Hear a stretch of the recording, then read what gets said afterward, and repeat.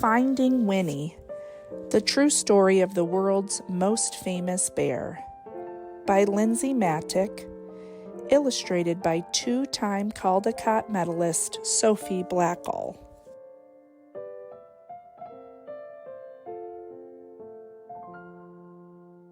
"Could you tell me a story?" asked Cole. "It's awfully late. It was long past dark and time to be asleep." "What kind of story?" "You know, a true story, one about a bear." We cuddled up close. "I'll do my best," I said. A very long time ago, about 100 years before you were born, there was a veterinarian who lived in Winnipeg. His name was Harry Colborne. "A vegetarian?" said Cole. "Bear doesn't like vegetables." "A veterinarian. It means an animal doctor." "I know that," Cole said. "That's what I'm going to maybe be when I'm big." If a horse had the hiccups or a cow had a cough, Harry knew how to make them feel just right. Harry's hands were never cold, even in Winnipeg, where winters are so frosty that icicles grow on the insides of your nose. That was just the kind of doctor he was. But a day came when Harry had to say goodbye to Winnipeg. There was a war far, far away, beyond the end of the country and on the other side of the ocean, and he was going to help. He would be caring for the soldiers' horses. Harry rode east on a train full of other soldiers. He leaned his head against the window, watching the land scroll by, wondering what it would be like to be so far from home. The train rolled right through dinner, and over the sunset, and around 10 o'clock, and into a nap, and out the next day, until it stopped at a place called White River. Harry decided to stretch his legs. On the train platform was a man on a bench with a baby. "A baby?" said Cole, annoyed.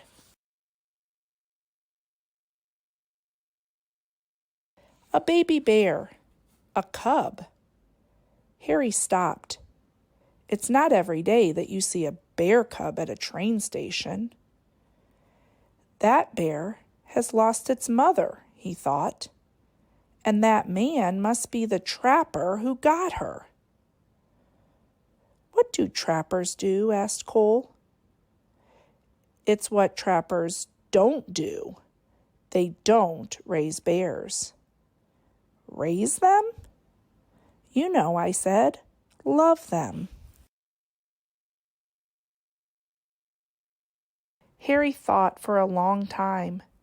Then he said to himself, "There is something special about that bear." He felt inside his pocket and said, "I shouldn't." He paced back and forth and said, "I can't." Then his heart made up his mind, and he walked up to the trapper and said, "I'll give you $20 for the bear." "Is $20 a lot?" asked Cole. "Back then," I said, "even more than a lot."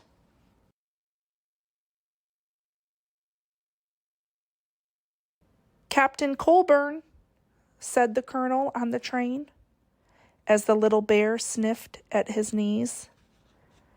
"We are on a journey of thousands of miles, heading into the thick of battle, and you propose to bring this most dangerous creature?" Bear stood straight up on her hind legs as if to salute the colonel. The colonel stopped speaking at once, and then, in quite a different voice, he said, "Oh, hello."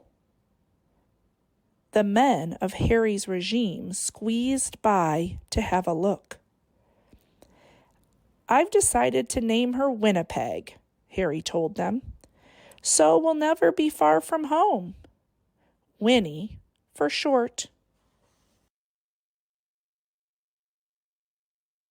They had a very long way to travel, and they had already gone 3 or 4 feet when Winnie grew hungry. What do bears eat? The men wondered. What don't they eat? Said Harry. Vegetables, Cole reminded me.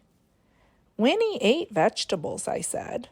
She ate everything except onions. They brought her carrots and potatoes, and apples and tomatoes, and eggs and beans and bread, and a tin of fish, and some slop in a dish. But Winnie was still hungry. How about dessert? Said Harry, holding up a bottle of condensed milk. Taking the treat in her paws, Winnie lay on her back and hummed a happy song as she drank. The men roared. Harry and Winnie gathered with soldiers from all over Canada in the green fields of Acatier. A whole city of tents had sprung up there. One was a hospital for horses, where Harry went to work. Winnie was in the army now. Harry taught her to stand up straight and hold her head high and turn this way and that, just so. Soon she was assigned her own post. Even the colonel agreed that Winnie was a remarkable bear. She might have been the best navigator in the whole army. If you hid something, she could find it. She could. What if it was farther away? And farther still? Remarkable, he cried. In the evenings, both of them were too tired to move. When Harry thought about Winnie and the voyage across the ocean, his head said, I shouldn't. His head said, I can't. But his heart made up his mind. Nobody had ever tried to float so many people and animals across the Atlantic Ocean before. 30 ships sailed together, carrying about 36,000 men and about 7,500 horses, and about one bear named Winnie.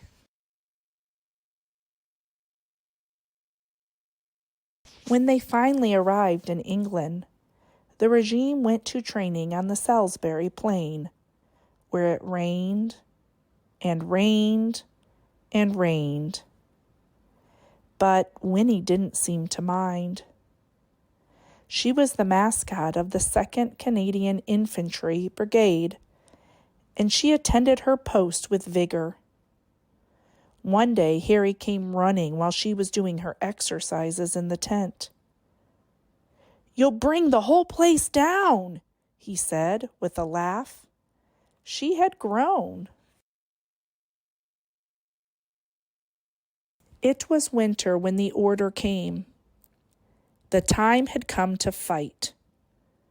Winnie posed proudly with the men for pictures to send home to their families. Harry thought for a long time. His head argued one way and then the other, but his heart made up his mind. He went to Winnie and said in a serious way, There's somewhere we need to go. Winnie brushed the mud off her nose and nuzzled in close. Harry drove all the way to the big city. Here we are, said Harry. The London Zoo. Harry took a deep breath. Winnie, this is going to be your home for a while, he said. She tilted her head. We're shipping out to France, he explained. I have to take care of the horses at the front." She rested her big head against him. "I know you want to come, but it's not safe." Winnie's head bowed. Harry's hands were warm as sunshine, as usual. "There is something you must always remember," Harry said. "It's the most important thing, really. Even if we're apart, I'll always love you. You'll always be my bear." Is that the end? "That's the end of Harry and Winnie's story," I said. "But I don't want it to be over," said Cole. "Sometimes," I said, "you have to let one story end so the next one can begin." "How do you know when that will happen?" "You don't," I said, "which is why you should always carry on." Once upon a time, there was a little boy with a stuffed bear. He'd had his bear ever since he was a baby. But somehow the boy had never found the right name for him. He'd tried Teddy and Edward and even Big Bear. One day the boy went to visit the London Zoo with his father, and there was a bear, a real bear, on the terraces there. Right away the boy thought, "There is something special about that bear." Her name was Winnie. They became true friends. The boy was allowed to come right inside her enclosure to play. Once the boy had found Winnie, he knew just what to call his stuffed bear. He named it Winnie the Pooh. And the boy was called Cole, said Cole. His name was Christopher Robin Milne.